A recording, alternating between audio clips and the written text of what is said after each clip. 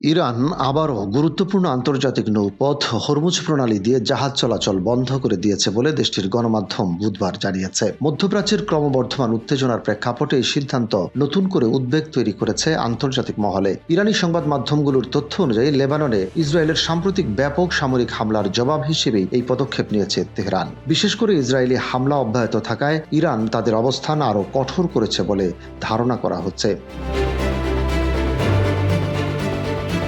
এর আগে যুক্তরাষ্ট্র ও ইরানের মধ্যে চলমান প্রায় 40 দিনের উত্তেজনাপূর্ণ সংঘাত সাময়িকভাবে প্রশমিত করার লক্ষ্যে দুই দেশ 2 সপ্তাহের একটি যুদ্ধবিরতিতে সম্মত হয়। এই যুদ্ধবিরতির জন্য ইরান 10 দফা শর্ত উপস্থাপন করে, যার মধ্যে অন্যতম ছিল লেবাননে ইসরায়েলের সামরিক অভিযান বন্ধ করা। তবে ইসরায়েলের প্রধানমন্ত্রী বেঞ্জামিন নেতানিয়াহু স্পষ্টভাবে জানিয়ে দিয়েছেন যে তারা লেবাননে তাদের সামরিক অভিযান অব্যাহত রাখবে। তার এই ঘোষণার পর পরিস্থিতি আরও জটিল হয়ে ওঠে।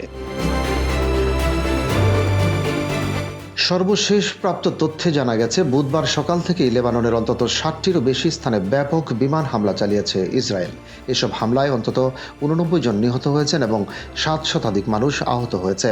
আহতদের মধ্যে অনেকের অবস্থা গুরুতর, ফলে মৃতের সংখ্যা আরও বাড়তে পারে বলে আশঙ্কা করা হচ্ছে। হরমুজ প্রণালী বিশ্বের অন্যতম গুরুত্বপূর্ণ তেল পরিবহন রুট, যার মাধ্যমে প্রতিদিন বিপুল পরিমাণ জ্বালানি তেল আন্তর্জাতিক বাজারে সরবরাহ করা হয়। ফলে এই প্রণালী দিয়ে জাহাজ চলাচল বন্ধ হয়ে গেলে বৈশ্বিক জ্বালানি বাজারে বড় ধরনের প্রভাব পড়তে পারে।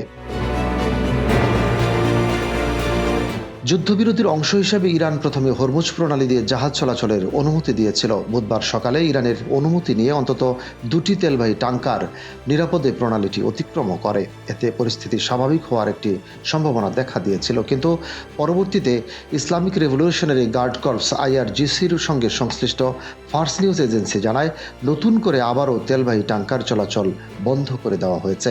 একই ধরনের তথ্য প্রকাশ করেছে রাষ্ট্রীয় সংবাদ সংস্থা ইসলামিক রিপাবলিক নিউজ এজেন্সিও। এই সিদ্ধান্তের পেছনে মূল কারণ হিসেবে লেবাননে ইসরায়েলের অব্যাহত হামলাকে উল্লেখ করা হয়েছে। বিশ্লেষকরা মনে করছেন, ইরান এই পদক্ষেপের মাধ্যমে আন্তর্জাতিক চাপ সৃষ্টি করতে এবং ইসরায়েলের বিরুদ্ধে কৌশলগত অবস্থান জোরদার করতে চাইছে। বর্তমান পরিস্থিতিতে মধ্যপ্রাচ্যে উত্তেজনা আরও বৃদ্ধি পাওয়ার আশঙ্কা দেখা দিয়েছে। একই সঙ্গে বৈশ্বিক তেল সরবরাহ ও অর্থনীতিতেও এর নেতিবাচক প্রভাব পড়তে পারে বলে মনে করছেন বিশেষজ্ঞরা। রশিদ কামাল, বাংলা বাজার পত্রিকা।